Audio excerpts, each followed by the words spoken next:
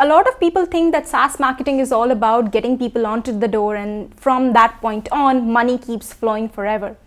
But nothing could be further from the truth. And I think there are two key metrics in particular that can make or break your SaaS business.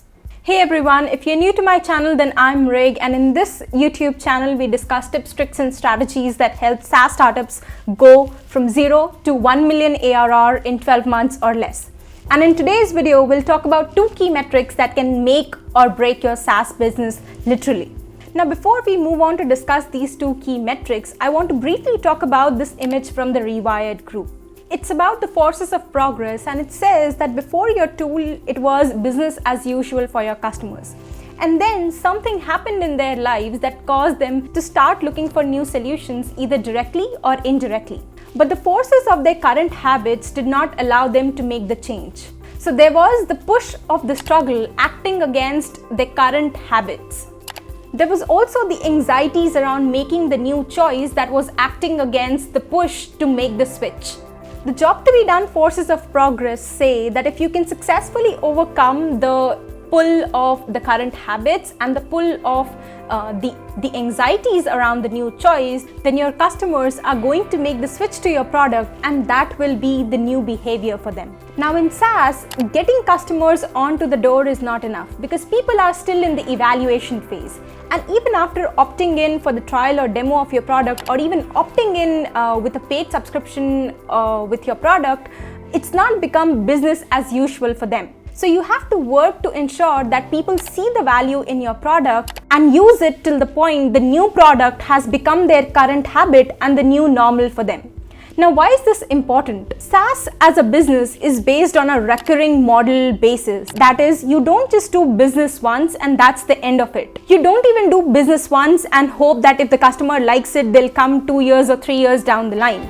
SaaS as a business is dependent on customer retention. That is, the business is dependent on the recurring payment that customers give you every month. Inside of our growth program, we often spend about $300 to $400 to acquire every single user for as small of a subscription as $150. And that's because we know that we've built a great system on the back end to retain customers once they've come in. And if the customer was to stay with us just for 12 months, we would get a 4x or a 5x return on what we've spent to acquire those customers. Now, I think it's clear that retaining customers in any SaaS product is more important than acquiring them. Like I mentioned, you have to get customers to experience what's most important to them when they are looking for a solution like yours, and also get them to see the long-term value inside of your solution. In my go-to-market plan video also, I talk about how when you're creating a great marketing plan, after making a compelling offer, the second step is always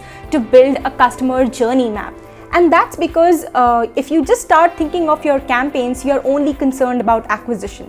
But a good journey map inside of any SaaS marketing plan also takes into consideration not just the struggle phase, which is focused on acquisition, but also evaluation and growth. The struggle is related to, like I mentioned, getting people onto the door. The evaluation is the phase when you get them to experience the first value moment, also called the aha moment, and get them to see long-term value in your solution, which is the full value realization. After this phase is the growth phase, where customers have established a habit for your solution, and you can think of things like cross-sells and upsells. Now let's break down the evaluation phase, because that's what we are concerned about in this video. The evaluation phase is the phase when customers have opted in for your solution. Either that's the first month of using the product, or they have signed up for a demo or a trial. In this phase, customers usually have a good understanding of what their budget is. They are comparing your solutions to other alternate solutions in the market, and they're also considering needs of different stakeholders inside of their company. At this point, when they sign up for your solution, your task at this point is to get them to product activation, also known as the first value moment or the aha moment, which is the first critical metric inside of any SaaS tool.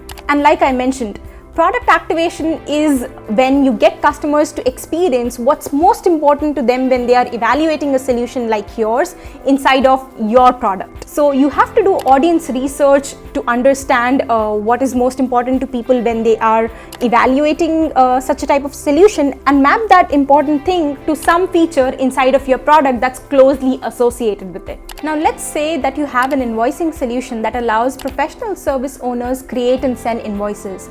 And from audience research, you know that the most important thing when these type of customers are evaluating your type of solution is getting them paid without having to do follow-ups. Now this is hypothetical, but let's consider this as an example. Now let's say you also know that your product has a feature that allows your customers automatically send email notifications to their clients if they haven't paid, and once they do so, automatically updates that amount in the receivable and received ledgers. So when a customer signs up, you can get them to create an invoice and send them simulations of how their clients will be notified if they haven't paid the invoice, and how their balance sheets will be automatically updated. And these features, while only simulations of the real world scenario, will help your customers see how they can set everything up once, and then your product will do the rest. Now many of you might hear this and say, oh man, there's no way that it can be that simple. Our product has so many more features than this. And the thing I want to say is, the point is not to show all the things that your product does. It's just to get them to see what's most important to them in your tool. The point is not to show them all the toys in the toy box, so to speak. It's only to show them the toy that will get them interested in the box. The situation can also be replicated in a B2B situation where maybe you're showing your prospects a demo of the product. And assuming you've done the sales process right, you should have asked the question, have you done something like this before? And that usually uncovers what was the problem with the previous vendor, what went well, or what are they looking for when they are evaluating your type of solution. And then what you have to do is you just have to show them those specific features that caters to that particular challenge or that problem they had with the previous vendor, not the entire product. Your demos are not a walkthrough of your product. This is very important to remember, and this is something that a lot of people get wrong. So that's the way to do it. Now, once your customers have reached first value moment or product activation, you have to get them to full value realization. And that is done by uncovering the deeper motivations customers have for switching away from the old solution to that of yours. And then we map it to see how it is reflected in your product usage. For our invoicing solution, maybe customers found the previous solution too complex and something that didn't allow too much customization.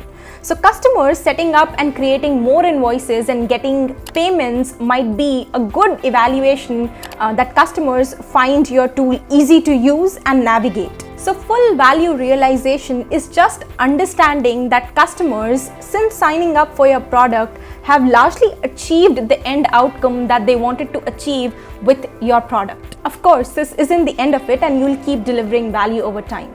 Notice how we didn't say anything about daily active users, weekly active users, monthly active users, or anything like that, because that does not tell us if our customers are getting value out of our solution. In fact, it's evident from the product usage that less work is the goal. So first value moment and full value realization, those are two critical metrics inside of any SaaS company. And this is different from what most companies use, which is MRRs and ARRs. Because I believe that MRRs and ARRs are lagging indicators. That is, they are just a consequence of your customers receiving value, and they shouldn't be used out of context. Plus, MRRs and ARRs often incentivize your team for negative behavior and don't really tell you how your team is performing on an everyday basis. Now, if you're interested in learning more about this topic, you can check out my next video here. And as always, this is Mrig, and I'll see you in the next video.